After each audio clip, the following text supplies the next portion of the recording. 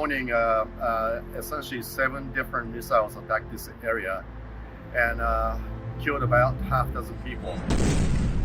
It's horrible. It's scary, I must say. But it's so unbelievable how calm and no panic from people here. People here is just determined to essentially just keep going, keep going alive. That's the whole Ukrainian spirit.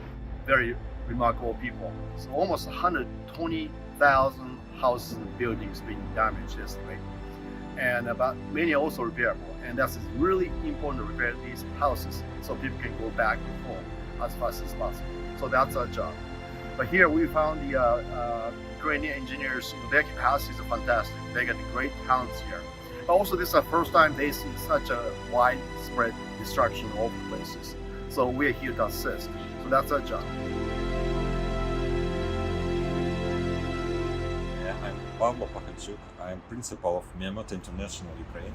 We set up our office. We talk with people, we talk with mayors, we talk with government, and look how we can help the Ukrainians. All missiles in Kyiv, it's not like critical infrastructure, only for people who are walking in the street. People not scared because we stay strong. I think we do, like international company, we have big experience to rebuild everything, and I think we try like next 10 years we fix everything in Ukraine.